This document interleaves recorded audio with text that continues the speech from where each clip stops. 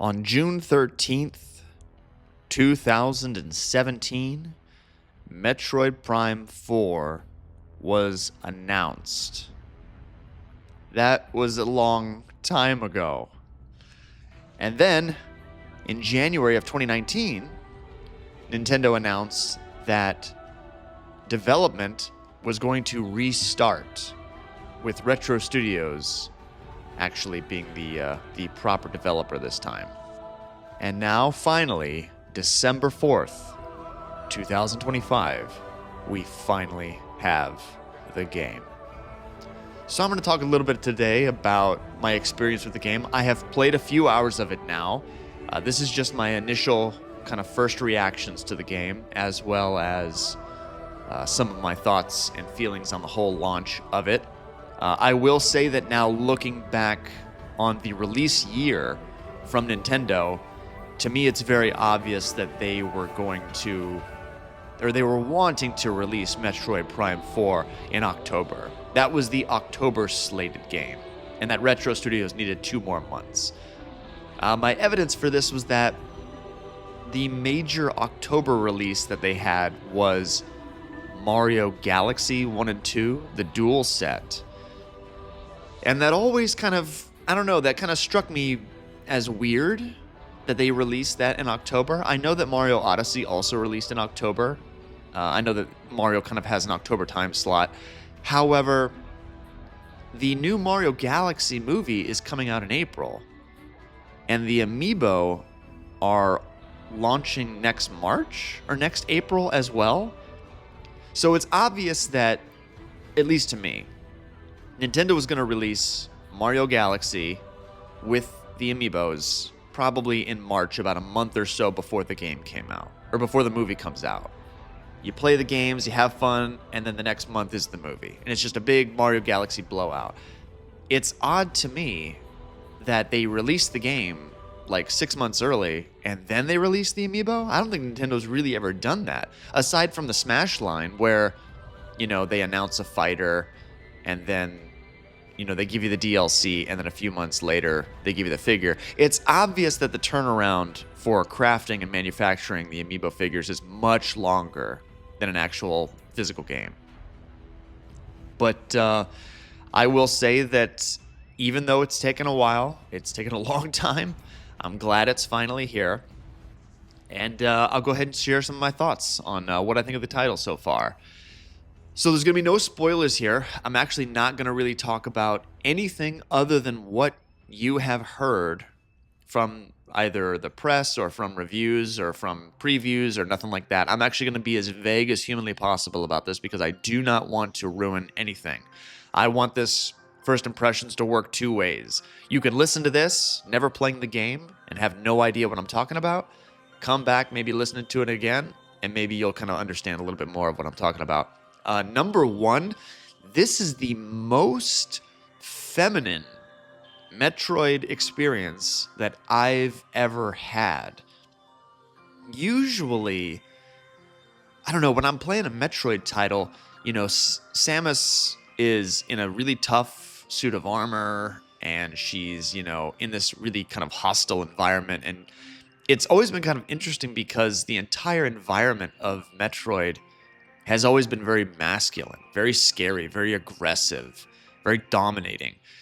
And even her suit is that way too. And the only part of Metroid that was ever sort of feminine to me was Samus herself. I mean, I know that there's characters like Mother Brain and things like that, but it's always kind of scary and crazy. This is the first time I was playing it where, there's a lot of flowers and there's a lot of sort of shapes and once you play it, or when you get footage of it, when you look at it, especially a lot of the enemy types, a lot of them are very, I don't want to get too perverse here, but there's a lot of feminine lady bits in this game. Like a lot of shapes and things. It's very doorways, and it's all very interesting. And it kind of reminds me of the inverse of Alien. So if you've ever seen the movie Alien, 1979, with Sigourney Weaver and Ridley Scott, a lot of those H.R. Giger designs are very sexual in nature, but they're all like very dark and very like black and very kind of gross and scary looking. This game has taken that same sort of idea of taking the sort of the sexual or the feminine, but making it really bright and like almost like heavenly sort of feeling. It's very strange. And that's only really one environment. I'm not going to say the entire game is like that. I've been to, let me think about this. 1, 2, 3. I've been to about 4 or 5 different environments so far, and they are all very different. They're all very well rendered. They're all very beautiful, and the music is fantastic. I'm really loving this game, actually. The biggest critique I can have about this title, though, is that so far it has been pretty linear. Usually in a Metroid title, the opening tutorial sequence is pretty linear. You go from A to B, it teaches you how to do all of the moves, it shows you all of your suit's power-ups, and then it strands you on a foreign planet, and it takes all those away, and you've got to go find them and solve the puzzle of the planet. This one so far has been much more linear, for a lot longer than I'm used to it being, which isn't a bad thing because there's a lot to learn here. There's a lot more controls. There's a lot more things. You know, Samus has that new motorcycle now, which I was surprised at how early on you see that. I was thinking that was going to be much farther down the line, but it is pretty close to the front of the game. Now, I will say that we'll talk about the Miles McKenzie guy. That's the elephant in the room. Is what is the dialogue like?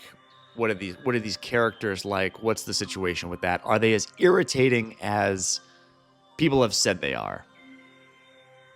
I'm going to go out on a limb here and say, to be completely honest with you, I don't think they're as irritating as people are saying. Yes, it is kind of irritating, but when I watched that preview for IGN, when it's ironically the guy's name is Logan Plant, when Logan was playing through the game, he was talking about, you meet up with this guy and he's with you for a long time and he just won't shut up and it's so irritating.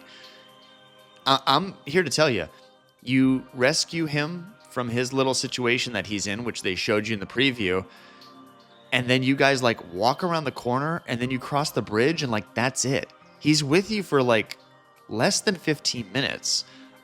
I don't know what he was complaining about. I thought this guy was going to tag along with me for like upwards of an hour or 2. When I was playing it and he finally went to like the base camp area and like you were done with him and you continued on without him, I was like, oh, that's it? Like that's all he's going to do? That's the whole thing? That's what everyone was freaking out about? I was kind of disappointed. I was like, guys, like I think this is just one of those situations where gamer rage is just a problem, where it's like, hey man, I understand, I get it. The dialogue is cringy and it's not really good. I get it. I'm not a big fan of the character either, but I'm fine with some characters coming in and out of the story and talking to Samus and giving a little bit of exposition onto what's going on. I'm not opposed to the franchise trying something new, So far, so good. I don't think it's that big a deal. Yes, he does radio into you a few times, but from what I've seen so far, it's really not that much. They do a good job of just leaving you alone. And I've seen a lot of other reviewers say that, where they're like, oh, I was so worried that this Miles McKenzie character was just going to never shut up and he was just going to be on me the entire campaign. And it's like, yeah, he's kind of there for like 15 minutes and then he stays at the base camp and like that's it. Now, obviously, this is just a first impressions. This is not a full review. I haven't finished the game yet. He could show up and like want to ride on the back of the motorcycle with me and just chat the whole time. That's still possible. But I haven't seen it yet, and I have no evidence that that's going to happen. Here's kind of what I think. I have a theory as to why everybody freaked out from those previews. Here's what I think. First of all, Metroid is a very solitary kind of game. People play those games for the atmosphere and to be completely alone. And so they came in with that expectation. Here's where Retro, I think, messed up. They introduced Miles McKenzie during the tutorial of the game. Now, that's kind of a loaded, statement there because the tutorial is kind of long in this title. But usually, at least from my perspective, because I was thinking about this earlier today, what do tutorials do? Tutorials teach you the basics of the game. They show you how to do things.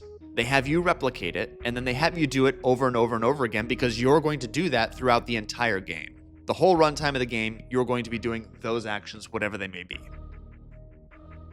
So, how you open doors, how you ride the bike, how you use your scan visors, all of that stuff you're going to be doing thousands of times.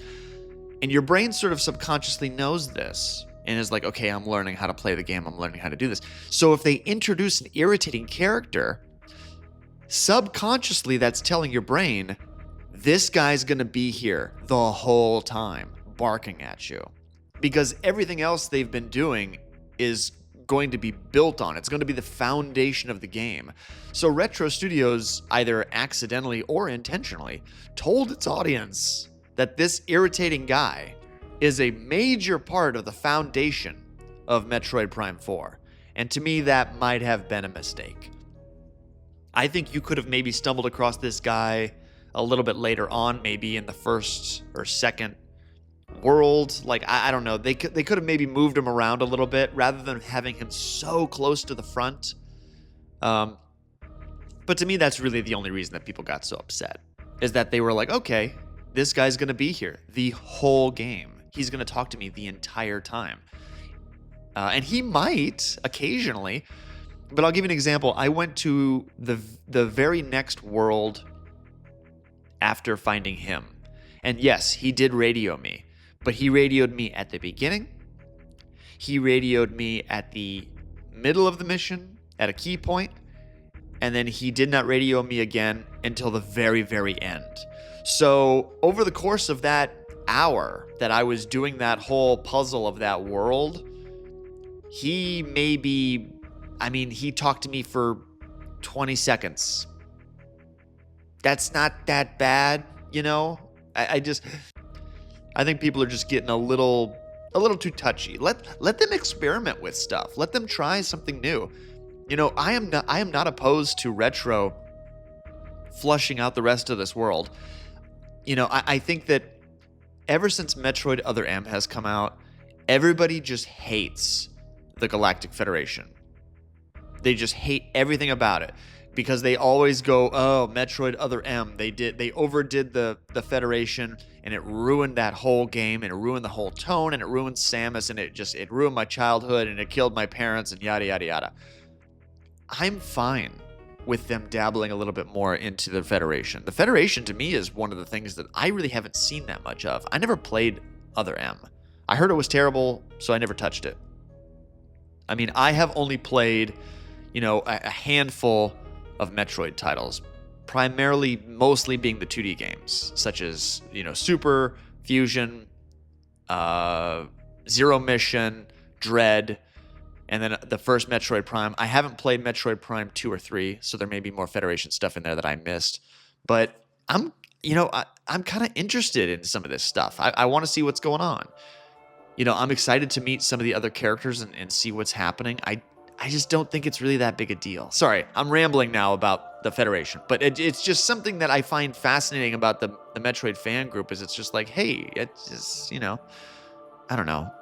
We'll see what happens with the rest of the title, but so far so good. I really don't have too many negative opinions. But Retro is totally back with its boss design and its boss battles. I am loving the boss battles. Like, one of the things that I love so much about the first Metroid Prime when I played it was how sort of inventive every single boss battle was. It wasn't always the same thing of, just shoot that boss, shoot some missiles at the weak point, kill him, dead, done. No, this one is similar. Every boss has a different weak point. There's a different strategy to fighting them. And it's always going to be different. Every single boss battle is like a different puzzle. You know, you want to scan the boss enemy and say, okay, what's his weak points? What's the situation? How is the best way to fight him? And then move forward from there. Like, it's classic Retro Studios. I love it. I fought a few bosses at this point. And every single time I come up to a new boss, I'm like, yes, I'm excited to see what this is going to be like. It's always fun and exciting. I don't want to say anything about them because I want them to be a surprise for all of you that play it. I'll probably talk later on, maybe in a full review if I do one for this title. But yeah, it's, you know, it's...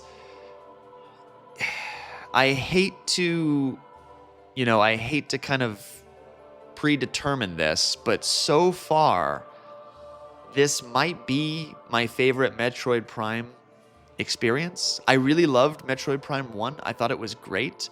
That one really does not even hold your hand and just totally turns you loose, which I can appreciate that and I love it. But I'm kind of liking the story that this one's telling. I like the alien race that you're coming into contact with. I kind of like... I'm not going to say anything about the story, but the story so far is very interesting. It's very different. When I'm playing this game, especially in the early hours, it feels like a dream. It's like this is such a strange feeling of a game, especially from Nintendo. Nintendo just doesn't usually do this kind of stuff. This is like a really sort of, I don't know, it's like an interesting experimental art film at times. It's very bizarre, very alien, but it's also very Metroid. I don't know. Like I said, it's hard to describe, especially since I haven't finished it yet, and I've only played so much of it. But I'm loving it so far, honestly. It is different, and different's okay with me. You know, I hope that this series does continue on. I hope that this is not the final one, and that's all we're going to see. But to me, if you want my opinion, I mean, so far, so good, you know. They could just totally destroy it. You know, when I turn the game on to play it today, they could just, you know, throw it in a dumpster. But, I mean, if they keep going how they've been going, this looks like it's going to be a great time to me.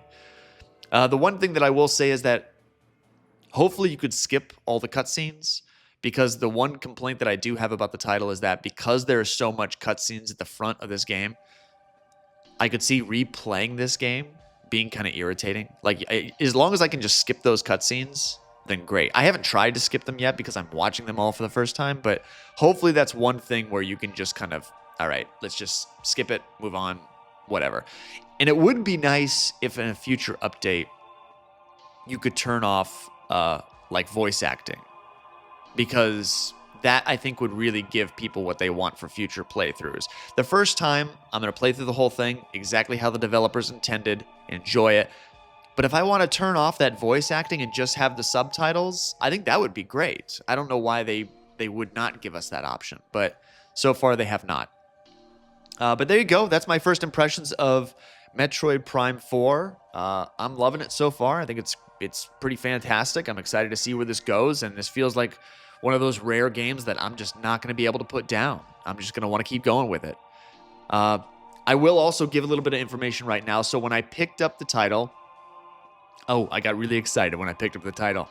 So whenever I go pick up a new game out here, I always check the accessories. I always check the amiibo, and I'm always looking around, and I want to see like kind of what's going on, what's the new stuff that they release, because Nintendo of Japan does a really good job of just like dropping random stuff with the releases of titles like this. So one of my favorite amiibos of all time was the Metroid amiibo that released with Samus Returns. It was the little squishy amiibo of a Metroid crawling out of a test tube. I loved that one. It's so cool. But it was so limited, and now it's so expensive. Like, if you want to buy it online, it's like crazy expensive. I was lucky enough to snag both of the amiibo that launched with Samus Returns, opened them up, used them, loved it, and it was great. But I wanted one of the Metroids in box, like just to put it up on the shelf and kind of look at it and have it as a nice kind of display piece, because I was physically using the last one. But it sold out, super expensive. And I was like, well, at least I got one. No big deal. Well, fast forward to yesterday, I'm walking around my game store, looking at the stuff. I'm looking at the amiibos, and the way that my game store does amiibos is they have them in little DVD cases with a picture on the front of the DVD case, and you take that case up to the front, and then they give you the amiibo. I'm scrolling through looking for the Silux amiibo because that released the same day, and I'm not seeing it. So I'm looking through them, I'm kind of digging through the DVD cases, and there's like 4 or 5 of them that are on their side, like not even really displayed. I pull one out, and it is a lone Metroid amiibo from 2017. They reprinted them. Freaked out, ran up front, bought it immediately. They also had the Silux behind the counter as well. But it was list price, the same price that it was in 2017. Super cheap, snagged it. They only had one. They only had one. I was so happy and excited. I was like, this is the best. I love this. Not only that, but I saw... So I followed the Nintendo Store's Instagram pages, and the US store was saying that, we're selling Metroid stuff. So I went on the US store's website. And of course, they're not selling any of that stuff online. That's the worst thing about the store in the US. Like, I don't know why they don't sell this stuff online as well as in the store. So I went onto the Japan store. They have 6 brand new items that they are selling for Metroid Prime. I had no words. I was super excited. A while ago, like when I first moved here, they had a really nice metal water bottle for sale, and that was like it. That was all they offered you. And it was, fairly expensive for a water bottle because it was metal. But, I snagged one for me, and it's fantastic. But I figured I'd just go ahead and talk about real quick what they're selling. So they're selling there's 2 little keychains. One of them is Metroid, or one of them is like a Metroid, but it's like magnetic. So like it'll pick up paper clips and stuff like that, which is kind of funny. So the mouth of the Metroid is magnetized. The other one is like Samus in her morph ball, but the center of the like where the light is on the morph ball, that zips open, and you can put like your headphones or like SD cards or stuff like that in there. They also have a 2-cup set, which are like metal cups. One has Samus's face on it. It's orange, and the other one's like blue. It's, that's whatever. Weirdly enough, there's like a Metroid ice tray. It's like a rubbery ice tray, and so your ice cubes will look like Metroids. That's kind of weird. And then there's like another, like, I don't know if it's metal or not, but it's like an open zipper case that you can put like your cables and like electronic stuff in there. But the big one is there is a giant pillow that is Samus's arm cannon, and you can put your arm into it and then lay on it. Like, those desk pillows that they sell a lot in Japan where you can put your arms into it and lay on it. So like you can sleep on a desk because everyone's at work all the time. That's what that is, but it's her arm cannon. So you can put your arm in it, put your head on it while you're sleeping on a desk. It's fantastic. I had to pick up a couple of these things. I just could not pass on them because I don't know how long they'll be in stock, and I don't know if they will ever restock because Metroid stuff out here in Japan is extremely rare. I was excited and shocked to see it just in general because most of the Metroid merch, believe it or not, is sold in America. Like, I whenever I want like a Metroid t-shirt or something from Nintendo, most of that stuff is in the States. It's harder to find Metroid merch out here, but it looks like Nintendo of Japan is actually really embracing this title. They're going full out here with Metroid Prime 4. I'm hoping it sells well. I know Metroid doesn't do the best out here. I know it does better in the States, but we'll see what happens. Hopefully it does well. Hopefully this is a long-running franchise. I'd love to get Metroid Prime 5 on the Switch too as well because it just runs beautifully. I'm loving this title. I'm excited to finish it and see where the story goes. But I guess that's about all I got for you today. I hear the weather's kind of crazy right now out in the States. So everybody, please go slow on the roads. Stay safe out there, and as always, take care of each other out there.